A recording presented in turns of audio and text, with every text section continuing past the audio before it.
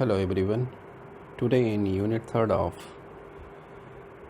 company accounting for share capital class 12th, I am going to discuss the accounting treatment of reissue of forfeited share. When a company forfeited its share due to non-payment of allotment money or call money, and after forfeiture of those share, a company can reissue this share. So what journal entry or accounting treatment will be made in the books of company, that I will discuss in this video. So let's start the topic. Forfeited share may be reissued as fully paid at par, at premium and discount. The balance, if any, should be treated as capital profit and transferred to capital reserve account. Forfeited share जो कि company ने जब्त किया हुआ होता है, जिसका कारण होता है कि अलॉटमेंट मनी या कॉल मनी अगर शेयर होल्डर पे नहीं कर पाता है तो उसको रिमाइंडर देने के बावजूद भी अगर पे नहीं कर पाता है तो कंपनी उसके शेयर को जब्त करती है, और उस कंडीशन में उस जब्त किए गए शेयर को, फॉरफिटेड शेयर को, एक कंपनी एट पार पर, एट प्रीमियम और एट डिस्काउंट पर इशू कर सकती है।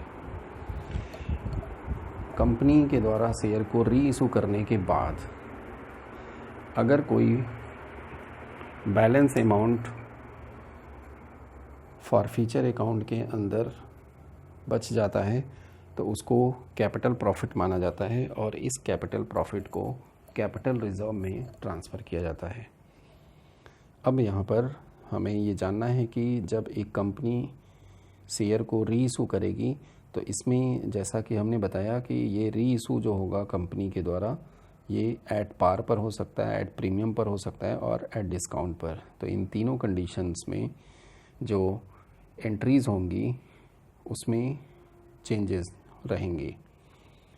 सो first condition is when forfeited shares are issued at par, entry will be bank account debit to share capital account, और यहाँ जो अमाउंट होगा with amount received on reissue, जो री इशू पर जो अमाउंट रिसीव होगा। जैसे फॉर एग्जांपल हम मानते हैं कि 100 शेयर को कंपनी ने जब्त किया था और ये 10 रुपीज़ का शेयर था, इसको 10 रुपीज़ में इशू किया, तो यहाँ पर कंपनी को 1000 अमाउंट रिसीव होगा, तो एंट्री करेंगे bank account debit to share capital by 1000 rupees.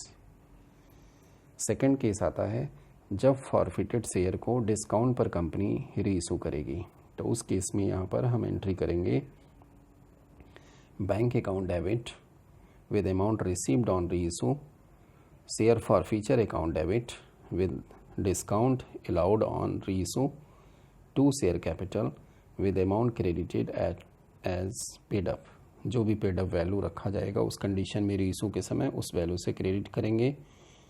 जो अमाउंट हमें रिसीव होगा, जैसे फॉर एग्जांपल 10 रुपीज़ का शेयर है और इसको जब्त करने के बाद कंपनी ने 7 रुपीज़ में रीइशू किया, और जो नंबर ऑफ शेयर है सपोज करिए 100 है, तो यहाँ पर कंपनी बैंक अकाउंट को डेबिट करेगी बाई 700। जो लॉस हुआ यहाँ पे 3 रुपीज़ का, जो डिस्काउंट जिसको कहा जा रहा है यहाँ पे, तो इसको शेयर फॉरफीचर अकाउंट में हम डेबिट करेंगे बाई 300, और share capital account will be credited by 1000। This entry will be made at the time of reissue of forfeited share at discount.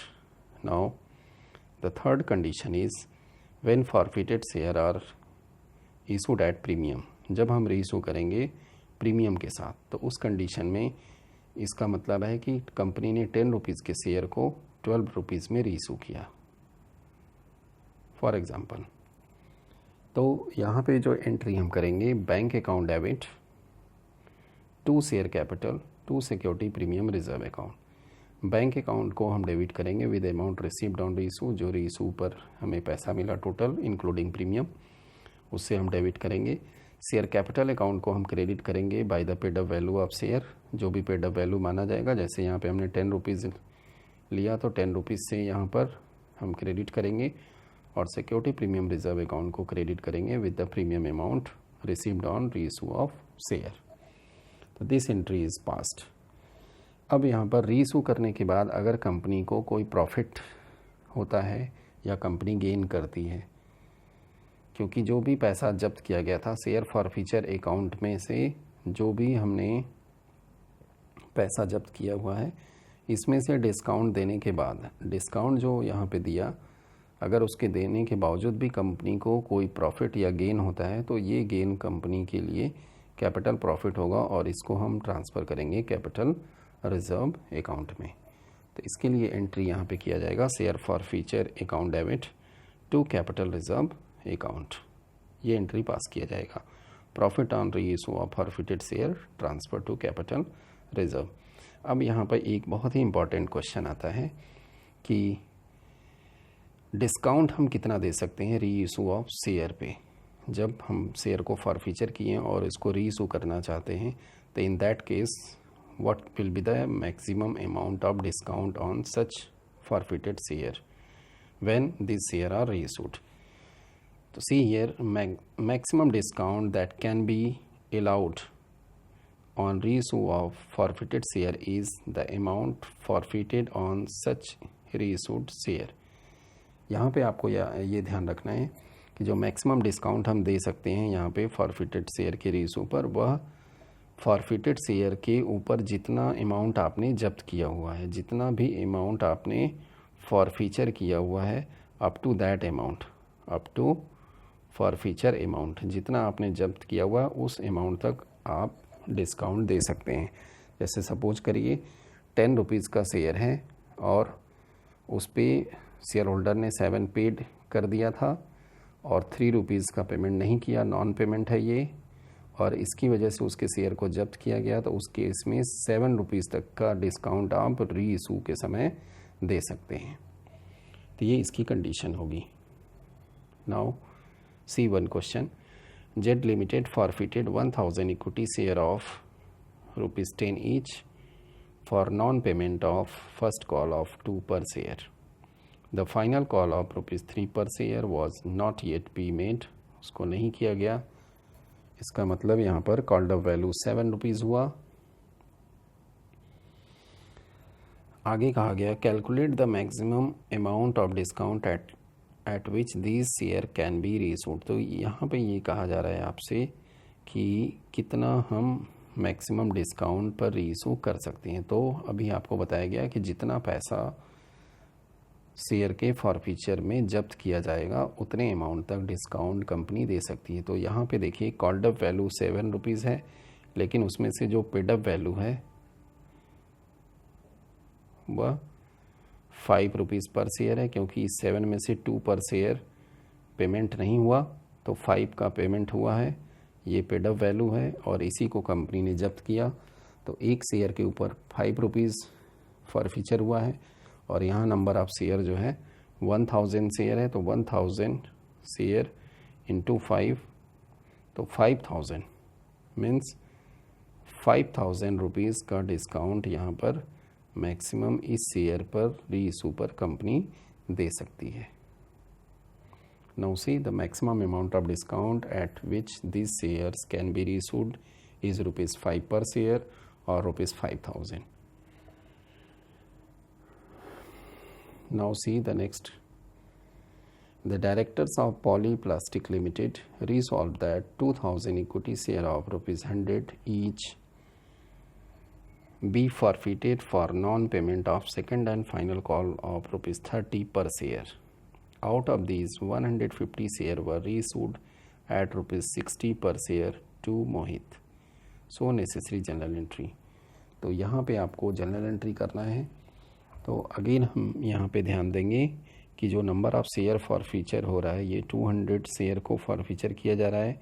जो नॉन पेमेंट है वो सेकंड एंड फाइनल कॉल है और इसमें से 150 शेयर को रीइशू किया जा रहा है और रीइशू प्राइस है जो 60 रुपीज़।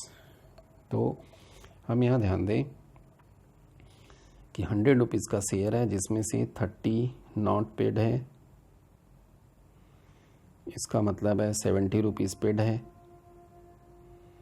तो 200 शेयर पे 70 पेड है, मीन्स 14,000 टोटल पेड है, जिसको कि कंपनी ने यहाँ पे जब्त किया हुआ है।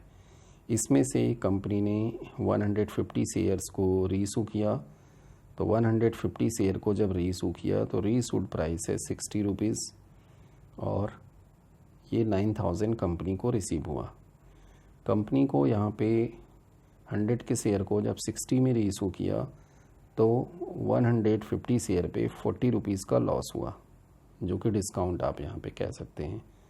इसको आप लॉस की बजाय डिस्काउंट कह सकते हैं कि 40 रुपीज़ का डिस्काउंट दिया, मीन्स यहाँ पर 6,000 का डिस्काउंट दिया गया। अब कंपनी को लॉस फाइनली यहाँ पर 6,000 का हुआ रीइशू करते समय, और कंपनी ने इस शेयर के ऊपर जो पैसा जब्त किया हुआ है उसमें से कंपनी को डिस्काउंट देना है। तो कंपनी ने 150 शेयर पे अगर हमने देखा कि कितना जब्त किया हुआ है, तो एक शेयर पर 70 रुपीज़ जब्त किया, तो 150 शेयर पे अगर हम देखें तो 10,500 कंपनी ने जब्त किया, जिसमें से 6,000 डिस्काउंट दिया, और इसके डिस्काउंट देने के बाद भी कंपनी को अभी प्रॉफिट है, यहाँ पर गेन है 4,500। इस गेन को हम ट्रांसफ़र करेंगे कैपिटल रिजर्व में। Now see total forfeited amount on 200 share 14,270 rupees का पेमेंट किया था उन्होंने। 150 शेयर की अगर हम बात करें तो इसके ऊपर फॉरफिटेड अमाउंट 150 इंटू 70 तो 10,500। Amount of loss on reissue of 150 share 6,000 का हुआ, 150 इंटू 40 पर शेयर लॉस हो रहा है यहाँ पे, क्योंकि शेयर को 60 में इशू किया गया 100 के शेयर को। इसके बाद amount of profit on reissue share transfer to capital reserve, ये 4,500, इसको हमने फाइंड किया 10,500 में से 6,000 जो लॉस है माइनस करने के बाद इस लॉस को। और फिर आगे अमाउंट फॉरफिटेड ऑन 50 शेयर्स का जो पैसा बच गया है जिसको रीइशू नहीं किया गया, तो 50 इंटू 70 3,500, और फिर आगे बैलेंस ये फॉरफीचर अकाउंट में बना रहेगा। अब जनरल एंट्रीज़ की देखते हैं। सबसे पहले फॉरफीचर की एंट्री करेंगे, share capital account debit, share forfeiture account to second and final call. तो शेयर कैपिटल अकाउंट को हम डेबिट करेंगे 200 शेयर जो फॉरफिटेड शेयर है, और कॉल्ड अप वैल्यू पर शेयर तो 100 रुपीज़ तक कॉल करने के बाद फॉरफीचर किया गया है। शेयर फॉरफीचर अकाउंट में 70 रुपीज़ पर शेयर पे किया है, तो 200 शेयर पे 14,000। 2 share second and final call, यहाँ पे जो कि पैसा उन्होंने नहीं दिया 30 रुपीज़ से, तो 200 इंटू 30 6,000। इसके बाद इस शेयर को जब रीइशू किया गया, तो रीइशू किया गया यहाँ 150 शेयर को 60 रुपीज़ से 9,000। 150 शेयर इंटू 40 का लॉस होगा, डिस्काउंट दिया 6,000। 2 शेयर कैपिटल अकाउंट 15,000। इसके बाद कैपिटल रिजर्व में हमने ट्रांसफ़र करना है, शेयर फॉरफीचर अकाउंट को डेबिट करेंगे टू कैपिटल रिजर्व 4,500। ये 4,500 हमने आपको बताया था कि जो 150 शेयर का जो फॉरफीचर अमाउंट है वह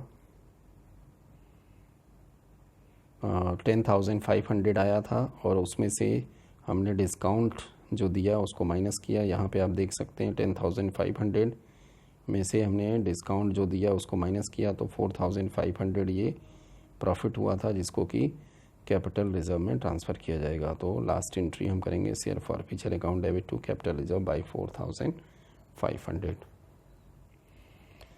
Thank you very much for watching this video. Keep watching, like and share.